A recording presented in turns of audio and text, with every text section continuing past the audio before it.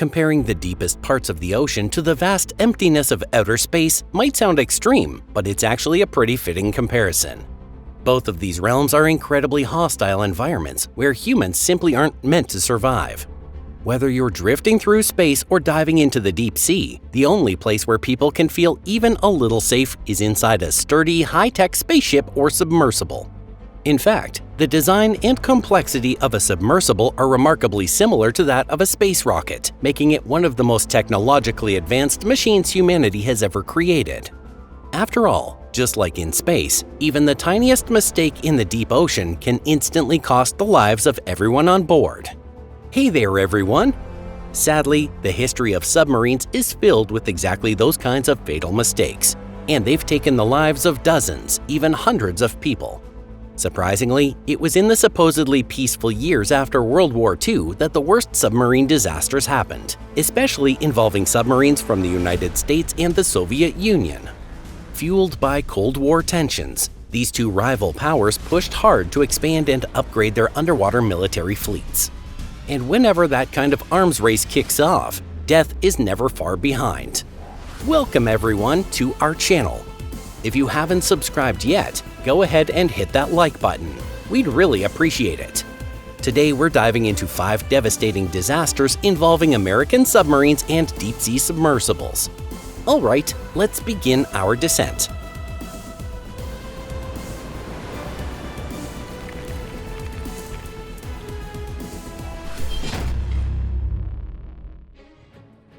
Coino SS-345 and Tusk SS-426. This tragic incident took place right at the dawn of the Cold War. In August of 1949, 2 American submarines, the Coino SS-345 and the Tusk SS-426, set out from a military base in Northern Ireland on a secret reconnaissance mission along the Soviet coastline near the Kola Peninsula. Both vessels belonged to the Baleo class, a line of diesel-electric attack submarines known for their range and versatility. During and after World War II, the United States built a total of 122 submarines in this class, making it one of the most extensively produced in American naval history. 1 week into the mission, the 2 submarines reached their designated position, roughly 90 miles from the Soviet port city of Murmansk, without any issues and began intercepting Soviet naval radio transmissions. But on August 25, 1949, the Coino was hit by a violent storm, and the fierce rocking caused seawater to flood into the engine room, forcing the engines to shut down. Not long after, an explosion ripped through the aft section of the submarine, sparking a fire in the battery compartments. 50 minutes later, a second explosion struck, and with the situation rapidly deteriorating, the crew had no choice but to call on the nearby Tusk for emergency assistance. What happened next was an incredible and highly unusual rescue attempt. A rope was strung between the 2 submarines, and Coino's crew climbed across it, one by one, desperately making their way through the raging storm to safety aboard the Tusk. Tragically, one of the Coino's engineers was killed after being thrown against the hull, and 12 crew members from the Tusk were swept overboard by massive waves during the operation. Only 6 of them were rescued. The rest drowned in the freezing sea. The Navy initially left a small team on the damaged Coino in hopes of towing her back to base. But later that night, on August 26th, a third and final explosion tore through the sub, engulfing the entire vessel in flames. The 15 remaining crew members had to abandon ship immediately to escape the burning wreck. Thankfully, all surviving crew members made it onto the Tusk, which was now carrying nearly twice its normal capacity. And 6 hours later, the overloaded sub safely reached the Norwegian port of Hammerfest. The ill-fated Coino, now unmanned, sank to the bottom of the Norwegian Sea, settling 650 feet below the surface. In the end, the failed mission left 7 sailors dead, dozens more injured with burns, and the submarine Coino lost forever to the deep. But as it would later become clear, this was merely the first toll collected by the Grim Reaper that had just taken form. The Cold War had only just begun. USS Thresher SS SN593. The nuclear-powered submarine USS Thresher SS SN593 was, at the time, the pinnacle of American naval engineering, representing the cutting edge of nuclear submarine design and construction. In fact, the Thresher was considered the most advanced submarine in the world, and naturally, it was the pride of the entire United States submarine fleet.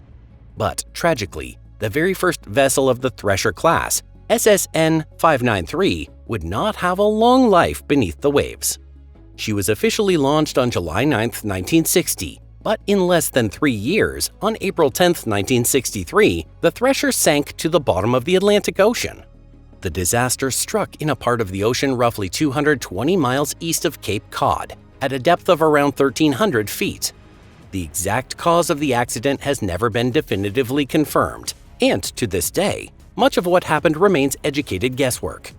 That's because no one who was aboard the submarine when she went down survived to tell the story. According to the official investigation, it all began with a leak in the engine room, a failure that set off a deadly chain of events. The flooding caused the submarine's nuclear reactor to shut down, and without propulsion, the vessel began sinking deeper and deeper, past the limits her hull could withstand. To this day, we still don't know the exact depth at which the immense pressure of the ocean finally crushed the submarine. All 129 people aboard the Thresher were lost, including the full crew and several civilian specialists who had joined the test dive.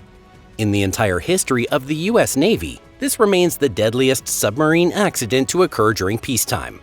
But one crucial fact stands out. From this devastating loss, the United States took away a hard-earned lesson and immediately launched a new program called SubSafe to improve submarine safety. The rigorous standards of the SubSafe program are still in place today, not only for building submarines, but for overseeing every aspect of mechanical engineering across the U.S. Navy. USS Scorpion SS SN589. This tragedy struck 5 years after the loss of the Thresher on May 22, 1968.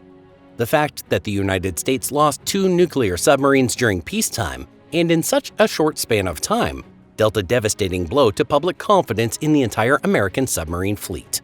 As a result, the implementation of the SubSafe safety program was fast-tracked, and tighter control over engineering and construction standards was enforced across the board. To this day, the exact cause of the Scorpion sinking remains a complete mystery.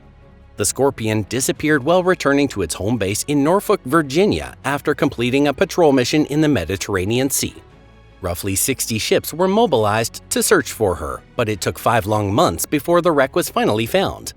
It was a deep-sea research vessel that eventually located the remains of the Scorpion nearly 10,000 feet beneath the surface, southwest of the Azores.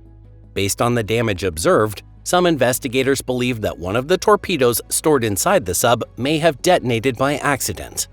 However, other theories have also emerged, including a possible battery explosion, or even speculation that the sub may have been attacked by a Soviet vessel.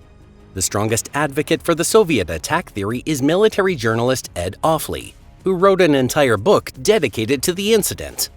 In that book, Offley argues that the destruction of the USS Scorpion SS SN589 was, in fact, an act of Soviet retaliation for the earlier sinking of their own submarine, the K-129. Whether that's the truth or not is something we may never know for sure. Today, there's no official way to confirm it. USS Bonefish SS 582. This incident stands out as one of the rare examples of a submarine disaster where the rescue mission was actually a success.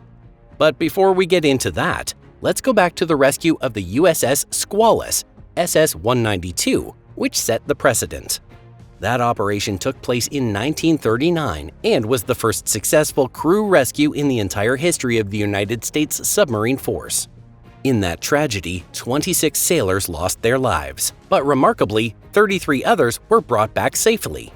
When you look through the history of submarine accidents, successful rescues like that are incredibly rare. The accident involving the USS Bonefish happened almost 50 years later, on April 24, 1988, just off the coast of Florida. At the time, the Bonefish was one of the last diesel-electric submarines still in active service with the U.S. Navy. While participating in a joint training exercise alongside modern nuclear-powered submarines, a short circuit occurred in the battery compartment. The fire spread almost instantly, engulfing nearly every remaining section of the vessel in thick, choking smoke and flames. Acting quickly, the captain ordered the submarine to surface so that the crew could be rescued. Thanks to the rapid arrival of rescue ships and helicopters, 89 crew members were pulled to safety. Tragically, 3 sailors died from carbon monoxide poisoning, and several others suffered burns, though their lives were not in danger. After thoroughly investigating the cause of the accident, Navy Command made the decision to accelerate the retirement of aging diesel subs from the fleet. The Bonefish was towed to the naval base in Charleston, South Carolina, where its condition was assessed. The conclusion was clear: the damage was too severe, and the vessel would be decommissioned and dismantled for recycling. The Titan submersible. The officially recognized date of the Titan disaster is June 18, 2023. The Titan was a privately operated submersible used for tours to view the wreck of the famous Titanic, which sank in 1912. And it was on this day that all contact with the vessel was suddenly lost. It's hard not to recall those old stories, the ones that warn of curses falling upon anyone who dares to disturb the resting place of the dead. The Titan should never be compared to today's typical military-grade submarines. It simply wasn't built to those standards. This was a civilian research craft, designed and developed by a private company called OceanGate for deep-sea dives. It was a very small vessel, just about 22 feet long and 9 feet wide, with space for only 5 people on board. The equipment inside was extremely minimal. In fact, it was piloted using a modified video game controller, the kind typically used for computer games. There's no question that the Titan had a number of serious technical limitations, but it's important to note that this wasn't its first dive to the resting place of the Titanic. The high-priced deep-sea expeditions to a depth of 12,500 feet were led by Stockton Rush, the founder of OceanGate and the very man who designed the Titan. It was actually Rush's own decision that his company would not pursue official certification for the sub. For example, the viewing window on the Titan was only rated to withstand pressure down to about 4,300 feet, far shallower than the depth of the Titanic wreck. On the day of the accident, Stockton Rush was on board, along with Paul-Henri Nargeolet, a renowned Titanic expert, and 3 paying passengers, each of whom had spent $250,000 for the dive. After communication with the Titan was lost, a massive search operation was launched. And on June 22, 2023, the wreckage was finally found, just 1,600 feet from the Titanic itself. The condition of the debris made it clear that the submersible had suffered a catastrophic implosion. The pressure had crushed the vessel instantly. The passengers were killed in less than a second. The sinking of the Titan sparked intense discussion in political circles and across global media. It exposed just how many unanswered questions and safety concerns surround private deep-sea exploration. For now, all submersible tours to the Titanic's final resting place have been suspended, but that pause may not last forever. If you enjoyed today's video, please give it a thumbs up and share it on your social media. Thanks so much for watching. We'll see you next time. Take care and goodbye.